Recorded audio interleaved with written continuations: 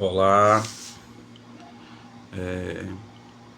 boa noite, né? Agora é noite, mas de acordo com o horário que você esteja assistindo este vídeo, bom dia, boa tarde ou boa noite, tá? Este é um trabalho do curso de Física da Unidade Federal do Maranhão, a UFMA, Polo Viana, né? O aluno que vos fala, Messias Marinho Borges. Esta é uma apresentação de Química Geral, né? Nós iremos falar sobre tabela periódica, grupos e famílias, né? Este é um assunto um pouco extenso, né? Tentarei ser o mais breve e sucinto possível. Perdão, estou gripado, né? Mas, enfim. Muitas pessoas imaginam a tabela periódica como um bicho de 7 cabeças, mas na realidade não é 7 cabeças, né? São 18 famílias e 7 períodos. É uma piadinha para descontrair, né? Quando a gente fala sobre tabela periódica, a gente está falando sobre organização. E a tabela periódica ela foi pensada nessa perspectiva de organizar, digamos assim, a vida do profissional da área de química, de física, biologia, professor pesquisador da área de ciências da natureza e afins, né? Como eu falei, a tabela periódica ela é de caráter organizatório, né? É uma maneira que nós temos de prever determinadas reações, nós temos como saber o comportamento de determinados átomos, né? E de uma forma mais clara para que nós possamos entender a funcionabilidade da tabela periódica, a gente imagina o seguinte: você, meu nobre amigo, minha nobre amiga que me ouve nesse momento, você porventura pode estar imaginando como você conseguiria ou conseguirá entender de uma maneira bem didática o que é tabela periódica. Pois vamos lá. Eu gostaria que você se imaginasse como um médico ou uma médica, cirurgiã. Imagine-se em uma sala de cirurgia, né? Imagine-se em uma sala de cirurgia onde você está prestes a fazer um procedimento cirúrgico em um paciente. E quando você está fazendo lá todos os preparos pré-operatórios, né? Fazendo um processo de asepsia, né? Colocando aquelas roupas e tudo, ambiente seguro, sala segura, né? Você entra no centro cirúrgico e se depara com um local totalmente desorganizado. Logo vem a sensação de insegurança. Você olha para a mesa onde deveriam constar os aparelhos de instrumentação cirúrgica e eles não estão da maneira que deveriam ser, ou seja, não estão da maneira que deveriam estar colocados, ou melhor, a organização desses instrumentos não está como deveria ser organizada. Pois bem, paramos aqui essa imaginação. Imagina comigo aqui, rapidão, eu falei organização, não está de acordo como deveria estar. A tabela periódica, ela ao longo da história sofreu diversas alterações, né? Mas a tabela periódica ela nasceu de um princípio filosófico, né? De um filósofo, Leucipo, né? E causou indagações. Logo após vieram as conversas, os estudos sobre os átomos eram divisíveis ou não, o átomo era indestrutível ou não, ele continha prótons, nêutrons, enfim. houve essa evolução dentro da ciência, né? E com essa evolução, nós tivemos muitos estudiosos que somaram com o desenvolvimento da tabela periódica, como o Dobenheim, o Newlands, o Dmitry Mendeleev, né? O Meyer, o Moseley, e entre outras personalidades, né?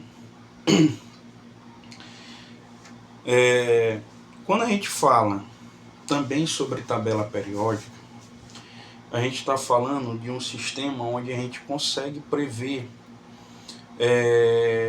a participação de átomos. Por exemplo,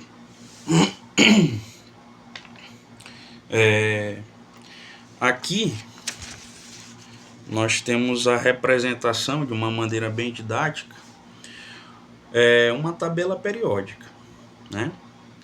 Notem o seguinte, que nós temos linhas, né? Linhas, e nós temos colunas, né? Ou seja, nós temos 18 colunas, 7 linhas. Imaginem que isso aqui é uma matriz, né? Se você quiser ver numa perspectiva matemática, imagine que isso é uma matriz, tá? Imaginou isso? Vamos lá. A tabela periódica, ela possui 18 colunas, tá? 18 famílias e 7 períodos. O que isso quer dizer? Quer dizer o seguinte, que a tabela periódica ela tem exatamente 18 famílias e 7 períodos. Ou seja, se tem 7 períodos, subtende-se que o átomo máximo, ou seja, o maior átomo, possui 7 camadas, né? Aí tu deve estar te perguntando o seguinte, por que 18 famílias? São 18 famílias pela questão dos seus subníveis, né? Quando a gente vai falar sobre distribuição eletrônica, diagrama de Linus-Pauling, a gente vê sobre essa questão de distribuição eletrônica, questão dos elétrons, né? Camada de valência e tudo. Só que este não é objeto agora, né? De referência. Eu gostaria que você analisasse a seguinte coisa comigo, né? Eu tenho aqui, ó, a primeira e a segunda família, né? A primeira e a segunda família, eles pertencem aos subníveis S, né? Pertence ao subnível S. Como são duas colunas, nós dizemos que esta terminação é do subnível S2, tá? S2. Da família 3 até o 12, nós chamamos de subnível D10, tá?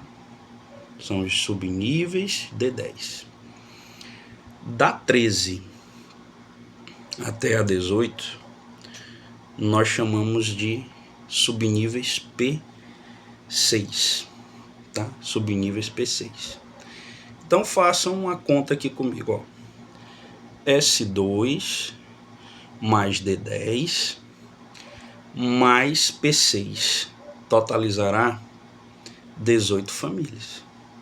18 famílias. A questão dos períodos é de acordo com as camadas de valência, ou seja, uma camada, 2 camadas, 3 camadas, 4 camadas, 5 camadas, 6 camadas, 7 camadas, os níveis que possuem mais camada. Então os elementos que porventura estejam nesse período são os elementos de maiores periodicidades, ou seja, são os elementos que estão na camada mais elevada do átomo, né? Então, a tabela periódica, além dela ser organizada de número crescente à ordem atômica, nós temos A organização delas entre metais, semimetais, ametais e gases nobres, tá? O que seria metais? Os metais, eles têm a sua definição, né? Eles têm a sua definição, eles são ótimos condutores de eletricidade, né? São ótimos condutores de eletricidade, são ótimos condutores de temperatura, eles possuem brilho próprio, eles são flexíveis, são maleáveis. O que seria os semimetais? Os semimetais, eles são basicamente aqueles elementos que possuem semelhanças de metais, mas não agem como tal. Os ametais é o que é o oposto ao metal, ou seja, não são bons condutores, são opacos, ou seja, não possuem brilhos, não são flexíveis, não são maleáveis. E nós temos por último o grupo dos gases nobres, né? É um grupo extremamente energético, né, volátil, né?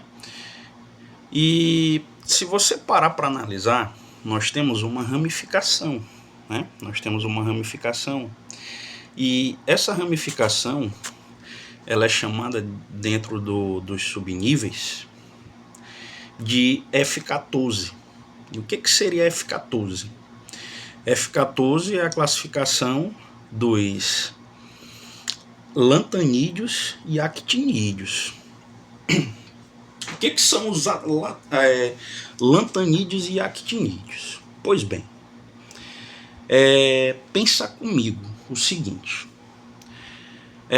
nós temos 118 elementos da tabela periódica.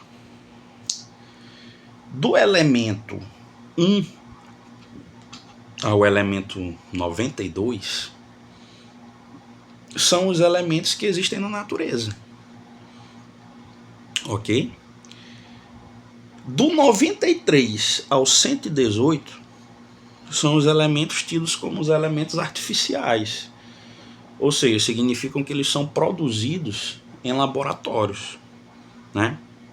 Então, os actinídeos, os actinídeos aqui, ó, os actinídeos e os lantanídeos, eles possuem semelhanças, eles são muito semelhantes, ou seja, eles são uma família aqui. Então a família ela tende a ter semelhanças.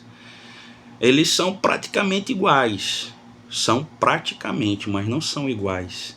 Eles passam despercebidos em alguns momentos, isso num caráter científico, onde pouquíssimos detalhes, um pequeno detalhe, melhor dizendo, é que dá-se a diferença entre os lantanídeos, que possuem praticamente as mesmas características, e assim com os actinídeos, que também os lantanídeos e os actinídeos também que possuem a mesma característica, né? São pouquíssimas coisas que os distinguem, né? Então isso aqui é basicamente um resumo, né? Um resumo de uma maneira bem didática sobre a tabela periódica, né? Então nós já sabemos que a tabela periódica ela possui 18 famílias e 7 períodos, né? Quando a gente se deparar com a tabela periódica, a gente vai ver em algumas essa representatividade, né? Quando a gente vê essa representatividade, você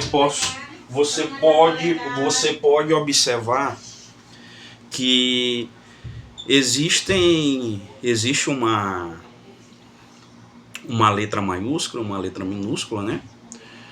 Onde ela está falando ali basicamente o quê? Que é a sigla de um determinado elemento químico. Ou seja, Hg é a sigla do mercúrio, tá? Hg é o símbolo, ou melhor, é a nomenclatura química do mercúrio, tá? Aqui abaixo, a gente está vendo aqui, é chamado de massa atômica, né? O que seria a massa atômica? Digamos que a massa atômica é o peso, né? É o peso desse determinado composto, desse determinado elemento químico. Mas aí você pode estar se perguntando, como é que as pessoas sabem como é que eles chegaram ao peso de um determinado composto químico, né? Ou seja, a massa atômica ela é tirada de uma média ponderada, ou seja, uma média aritmética de todos os elementos existentes na natureza sobre ele. Em outras palavras, a gente coloca o exemplo do carbono, né? Nós temos o carbono 12, que diga-se de passagem é o que tem mais abundância, né? Tem o carbono 12, o carbono 13 e o carbono 14. Como é que a gente sabe a massa desses elementos? A gente vai fazer a soma da massa atômica, que nada mais é do que o peso desse elemento, e dividir pelo total que existe no planeta. Ou seja, fazer uma soma e logo após fazer uma divisão, né? Nós temos aqui também o número 80, né? O número 80 é o número atômico desse composto. Nós temos aqui o símbolo químico, né? Ele está sendo prescrito entre radioativo, líquido, gasoso e artificial. Radioativo porque ele possui características radioativas.